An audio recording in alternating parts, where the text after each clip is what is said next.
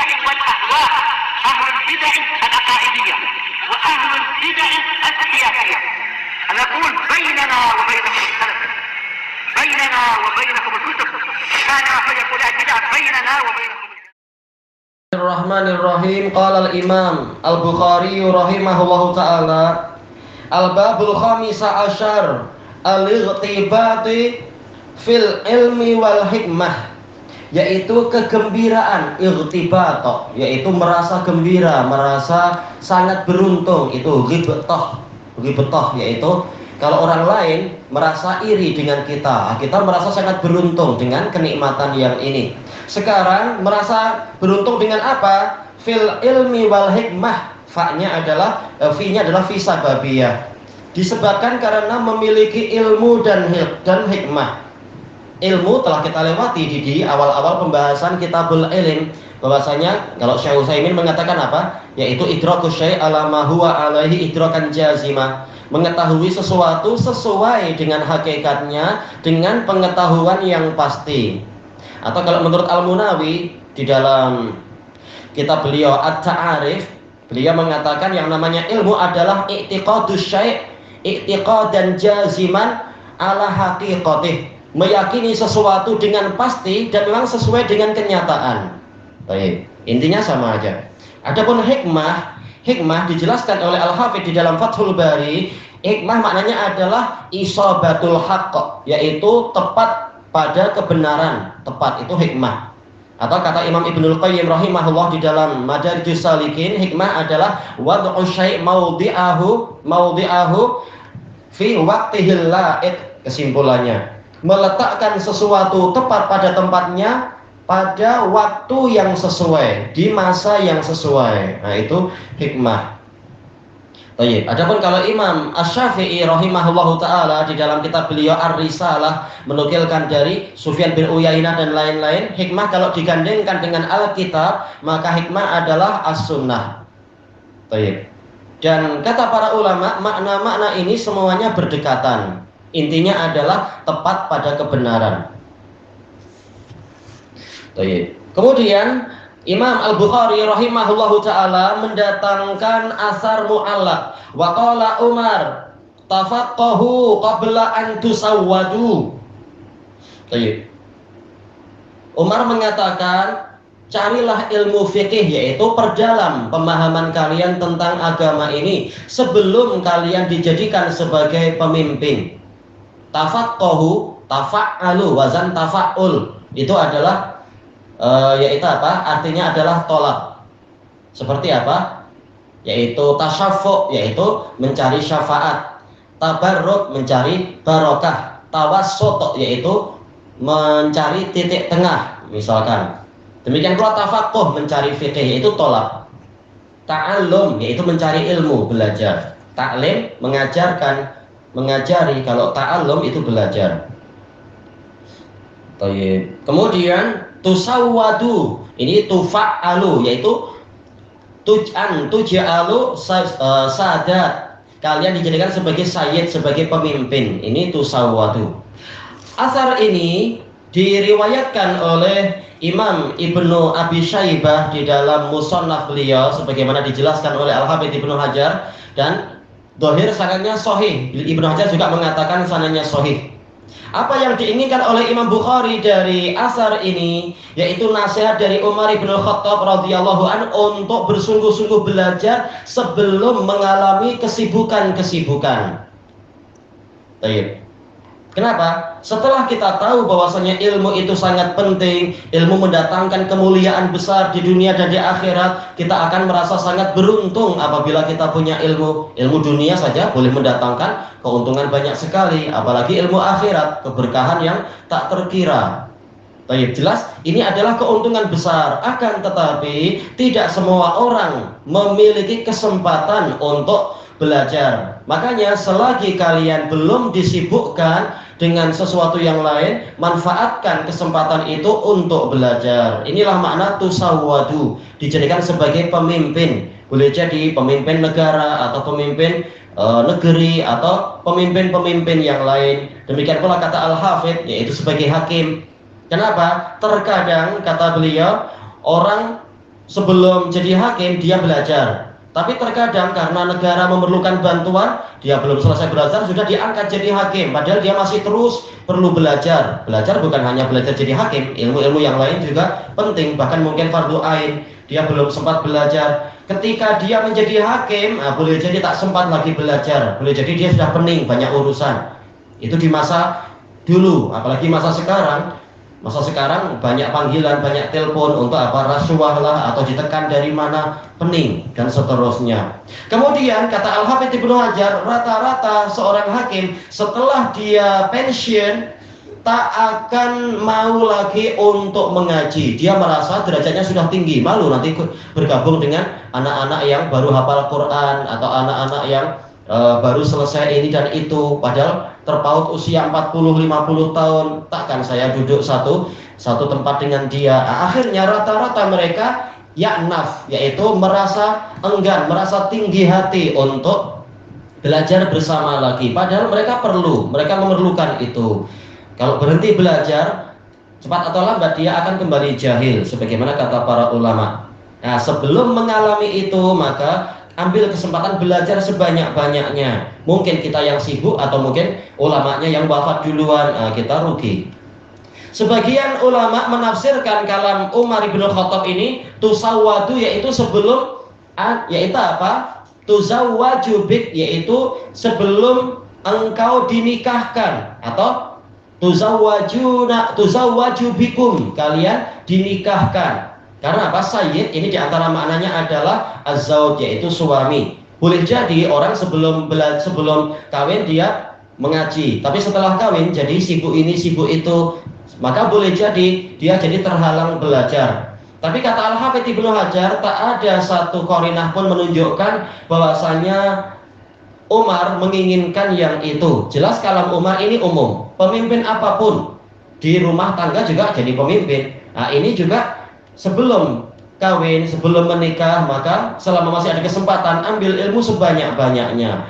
Sebagaimana rezeki di tangan Allah, maka masalah jodoh itu juga di tangan Allah. Tak perlu pening-pening dengan itu selama kita masih dalam proses belajar. Nanti tiba waktunya akan datang sendiri, atau kita yang dimudahkan mencari dan seterusnya.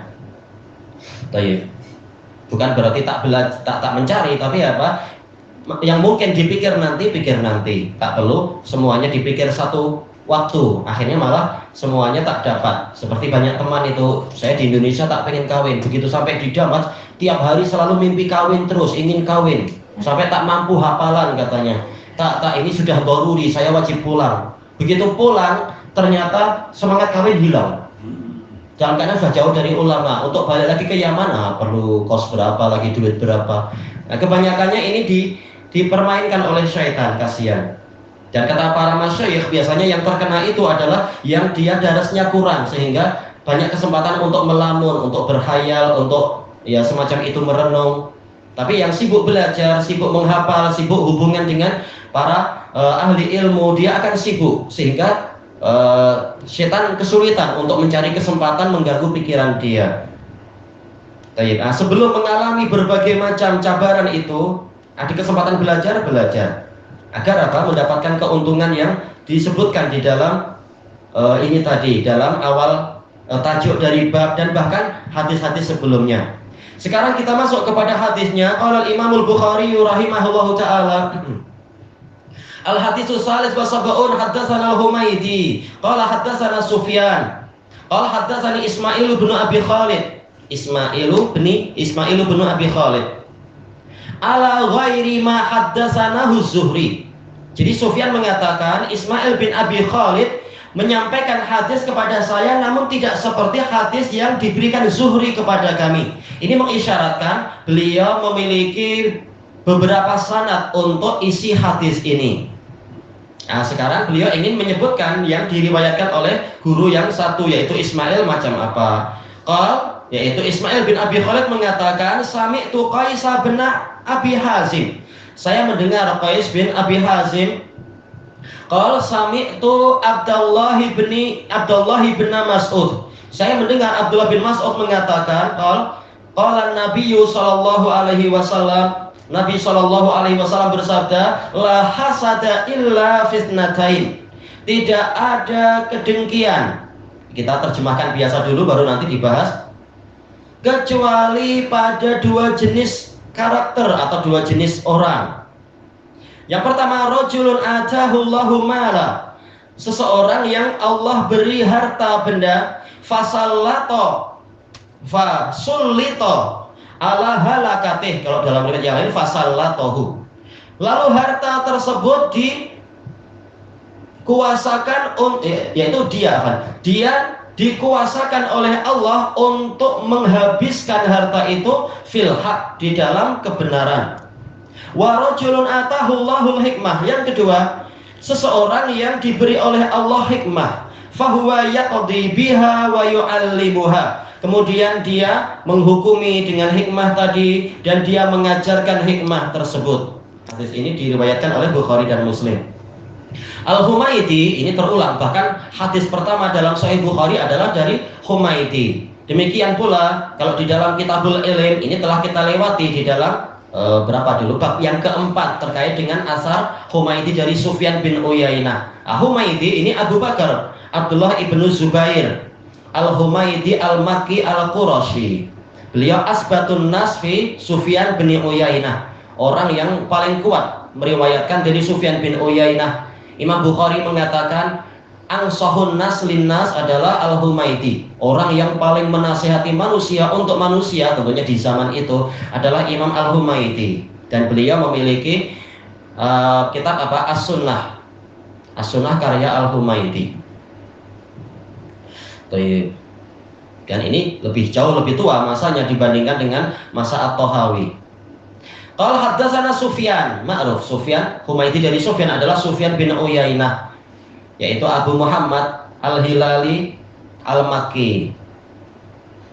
Biografinya panjang dan ma'ruf, telah terulang-ulang. Guru dari Imam Ahmad bin Hanbal, guru dari Imam Syafi'i.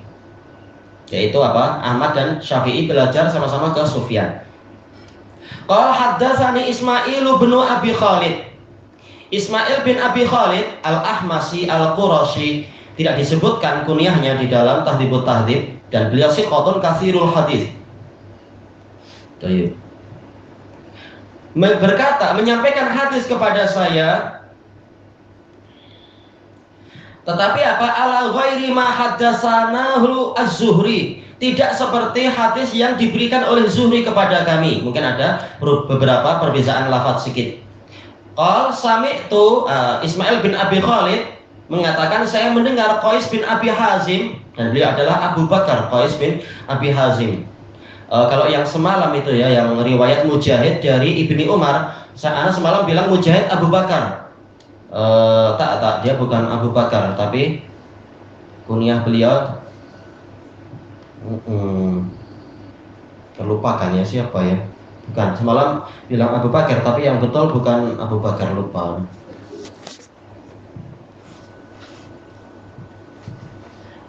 Tak masalah, kita lewati dulu.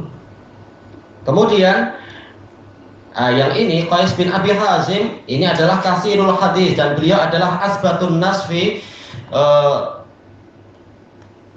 siapa? Teman dari Al Hasanul Basri itu, yaitu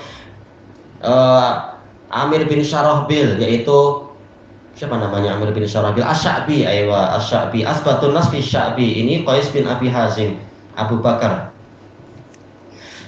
Qala sami'tu Abdullah bin Mas'ud.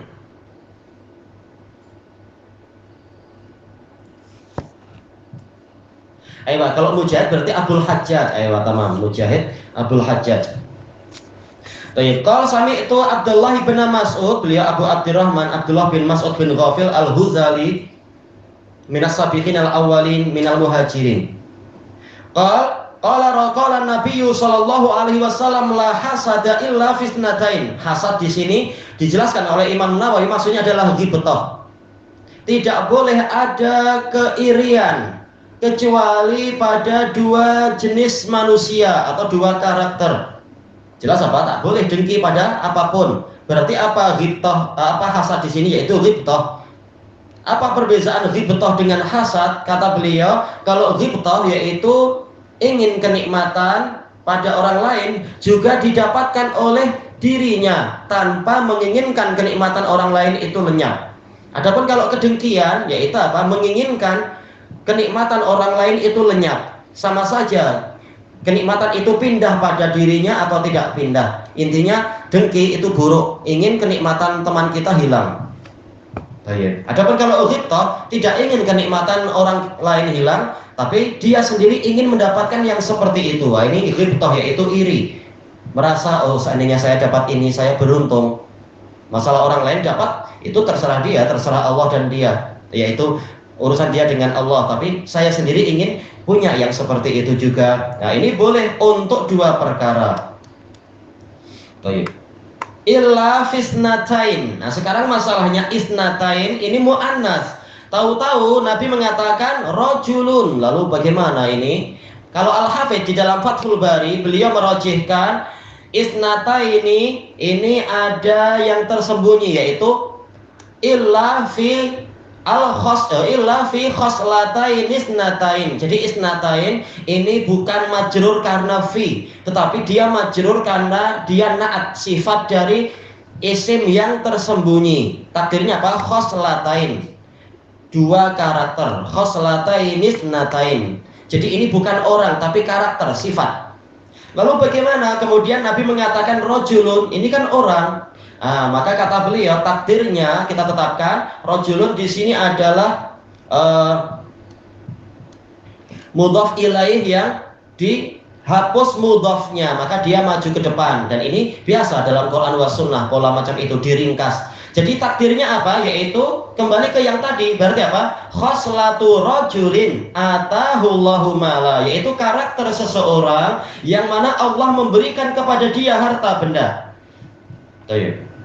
Nah, inilah ceritanya kenapa tahu-tahu ada tak muannasah di situ di isnatain. Kenapa bukan isnain lalu rajulun? Ya karena sebenarnya ada khoslataini isnataini. Lalu titik dua, kemudian khoslatu rajulin atahullah, yaitu karakter seseorang yang mana Allah memberikan kepadanya harta. Baik, malan ini nakirah, dohirnya ini nakirah fi siyaqi apa? Fi siyaqin nafi tufidul umum. Kenapa nafi? Karena kalimatnya dimulai dengan nafi, la hasada. Nah, ini dalam usul fikih nakirah fi siyaqi an-nafi tufidul umum. Berarti apa? Dijelaskan oleh Al-Hafidz dalam Fathul Bari, ini umum. Sama saja harta banyak, harta sedikit, harta jenis ini, harta jenis itu. Dia tidak terlalu ambil berat tentang jenis harta apa yang dia miliki. Tetapi yang penting adalah hendak kemana harta itu dimanfaatkan. Ternyata fasulita ala halakatih, orang ini dikuasakan oleh Allah untuk menghabiskan harta itu. Ala halakatih maksudnya kata Al-Hafidz tidak menyisakannya. Tapi di dalam apa? Bukan dalam kebatilan, tapi dalam al-haq. Al-haq di sini apa? Yaitu fi taatillah, di dalam ketaatan kepada Allah. Mungkin apa? Ada tetangga yang kelaparan, dia berusaha membantu tetangga itu. Ada anak kecil yang tidak mendapatkan naungan, dia berusaha untuk menaungi atau meminta bantuan pemerintah untuk membantu anak ini. Ada orang kehujanan, dia kasih pinjam payung barangkali. Ada pembangunan masjid sunnah, dia berusaha untuk membantu sedikit-sedikit. Intinya di jalan manapun ada kebaikan, dia berusaha untuk menghabiskan hartanya untuk itu. Apakah ini wajib? Tidak sampai wajib menghabiskan harta. Dalil-dalil banyak tentang masalah ini. Tetapi yang mampu untuk mencapai level itu, hartanya dihabiskan untuk berbagai jalan-jalan kebaikan, orang inilah yang kita irikan. Kita merasa sangat kenapa dia mampu, jiwanya itu selapang itu dan mampu baik sangka kepada Allah, yakin bahwasanya dia tidak akan mati kelaparan, bahkan Allah yang akan mengganti sedekahnya dan seterusnya. Kenapa dia mampu sampai seperti itu, saya tak mampu? Lalu muncul rasa iri. Oh, seandainya saya diberi jiwa yang seperti itu dan diberi kelapangan untuk bersedekah. Nah, inilah orang yang memang layak untuk diirikan. Adapun apakah kita wajib menghabiskan harta untuk kebenaran? Jelas tidak wajib. Masing-masing ada hak, dan Nabi pun terkadang menyimpan untuk kepentingan ini dan itu. Dari suatu sudut pandang, jelas kalau sudut pandang yang lebih luas, semuanya masih masuk di dalam al-haq. insyaallah. Kemudian yang berikutnya wa rajulun atahullahul hikmah. Tapi sebelum itu Al-Hafidz membahas bahwasanya orang ini tatkala hanya dialah dari jenis harta yang satu-satunya boleh untuk diirikan, taulah kita bahwasanya pahala untuk dia itu tak terkira, tak terbatasi, sehingga kita betul-betul merasa iri karena menunjukkan dia keberuntungannya itu tak terbatas. Menunjukkan apa, pahalanya itu tak mampu untuk dibayangkan, makanya kita sampai iri seandainya kita tahu pahala dia itu. Kemudian dari sisi yang lain, sulito, kata Ibnu Hajar, ini menunjukkan al-qahr, yaitu penundukan. Sebenarnya dia tengah menundukkan siapa? Yaitu dia menundukkan hawa nafsunya dan menundukkan sifat kedekutnya. Setiap kita punya sifat kedekut. Innal insana khuliqa halu'a. Sesungguhnya manusia diciptakan dalam keadaan banyak mengalami, yaitu apa? Memiliki sifat yaitu kedekut, yaitu pelit dan seterusnya. Memang manusia wajar. Tetapi orang ini mampu dengan keimanannya, dengan ilmunya, dia mampu untuk melawan itu semua, menundukkan itu semua demi menolong agama Allah dan memenuhi hak-hak yang ada. Nah, dikatakan dengan pola sulito. Sementara Allah Ta'ala telah berfirman, wa may yuqa syuhha nafsihi fa ulaika humul muflihun. Barang siapa dilindungi dari sifat kedekut dirinya sendiri, maka mereka itulah orang-orang yang beruntung, beruntung yang sempurna, al-muflihun. Kemudian wa rajulun atahullahul hikmah. Yang kedua yang layak untuk diirikan adalah seseorang yang diberi oleh Allah hikmah. Hikmah dalam riwayat yang lain yaitu ilim, karena kita tahu hadis ini datang dari 3 sahabat. Datang dari Ibni Umar muttafaqun alaih, datang dari Abi Hurairah diriwayatkan oleh Bukhari. Yang di hadapan kita hadis Ibni Mas'ud diriwayatkan oleh Bukhari dan Muslim. Jadi dalam riwayat yang lain itu ilim. Dan dengan ilmu orang mampu meletakkan sesuatu pada tempatnya, diberi taufik untuk meletakkan sesuatu pada tempatnya. Makanya dikatakan sebagai hikmah. Fahuwa yaqdi biha. Maka dengan hikmah tadi dia menegakkan keadilan, dia memutuskan. Tidak wajib untuk sampai menjadi hakim di mahkamah, tetapi dalam berbagai perkara mau tak mau seseorang itu terkadang menjadi hakim di antara anaknya atau antara istri-istrinya atau bahkan antara istri dia dengan dirinya sendiri. Jujur, kalau saya salah ya saya mengaku salah, yang betul memang sekian, atau kita kongsi kesalahan, yaitu apa, mungkin dia bilang ke adiknya, ke istrinya, adik mungkin, adik salah 50, abang salah 40, yang 10 siapa? Mentua aku. Terserah, yang penting adil. Jangan asal nyalahkan orang. Ini misalkan, ternyata orang juga terkadang menjadi hakim walaupun tidak sampai di mahkamah. Demikian pula misalkan dia pengajar, tahu-tahu murid-muridnya bertikai, ya dia menjadi hakim. Atau kes-kes yang lain yang tidak disangka-sangka. Jadi ya qadhi ini umum, tidak selalu dia menjadi qadhi. Intinya ilmu yang dimiliki itu membawa dia kepada keadilan dan meletakkan sesuatu pada tempatnya, menolong orang yang terzalimi, kemudian menahan orang yang zalim dan sebagainya. Ini dijamin masuk surga sebagaimana dalam hadis-hadis itu. Imam yang adil itu di atas menara, di atas mimbar dari cahaya di sebelah kanan Allah Ta'ala dan dinaungi dengan naungan arsy di padang mahsyar. Dan dia dijamin masuk surga sebagaimana dalam Al-Qudah Salasah hadis itu. Hakim itu ada 3. Kemudian wa yu'allimuha, bukan sekedar menghukumi tetapi dia juga mengajarkannya. Kita tahu pahala mengajar ini termasuk pahala yang tidak ada batasannya, karena ini termasuk sedekah jariah. Seluruh yang bermanfaat itu mungkin untuk disedekahkan. Selama ilmunya itu diambil manfaatnya, maka pahalanya juga akan terus dipetik oleh pemiliknya. Tatkala orang ini menggabungkan antara kemampuan untuk menghakimi dengan adil dan mengajarkan ilmu yang bagus tadi kepada orang lain, maka pahala dia memang tak terkira, tak terbayangkan, sehingga layak untuk diirikan. Tersisa pembahasan mana yang lebih utama, orang kaya yang bersyukur ataukah orang fakir yang bersabar. Ini khilaf sejak dulu. Al-Hafidz membahas dohir hadis ini menunjukkan bahwasanya orang kaya yang bersyukur itu lebih utama. Buktinya apa? Nabi hanya membatasi untuk orang yang layak diirikan hanya dua, yaitu seorang alim dan orang kaya. Alim yang memenuhi syarat-syarat dan orang kaya yang memenuhi syarat-syarat. Tak disebutkan orang fakir yang sabar. Kata beliau, ini pendalilan yang kuat sekali. Namun keutamaannya dari satu sisi, yaitu sisi manfaat untuk orang lain, dan dari sisi apa, yaitu menolong kebenaran dan sebagainya. Sementara untuk fakir yang sabar, dia walaupun mungkin dia tidak banyak mampu membantu orang lain, tetapi apa, dia punya manfaat yang lain. Karena Rasulullah mengatakan, innama tungsoruna wa turzaquna bidu'afaikum. Kalian itu hanyalah ditolong dan diberi rezeki disebabkan karena orang-orang lemah di antara kalian. Jadi mungkin saja walaupun tidak nampak manfaatnya, orang fakir ini justru menjadi sebab orang kaya diberi harta kekayaan oleh Allah, dan para prajurit perang yang berjihad diberi kemenangan oleh Allah. Dan boleh jadi, terutama apa, ketika berdoa, orang fakir biasanya doanya itu lebih dekat dengan Allah karena disertai dengan sifat ittirar, yaitu sangat mendesak, dan juga disertai dengan inkisarul qalb, yaitu hati yang patah, merasa tak ada yang mampu menolong kecuali Allah, dan seterusnya. Sehingga dari sisi yang lain, manfaat orang fakir itu banyak sekali. Belum lagi ini yang dibahas fakir siapa? Fakir yang sabar. Sementara Allah berfirman, innama yuwaffas sabiruna ajrahum bighairi hisab. Hanyalah orang yang bersabar yang pahalanya disempurnakan tanpa ada batasnya. Berarti kesimpulannya mana yang lebih utama?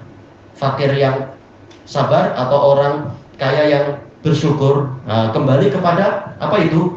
Khilafnya panjang lagi, masing-masing punya dalil. Tapi kalau Syekh Yahya, beliau memilih apa? Terserah.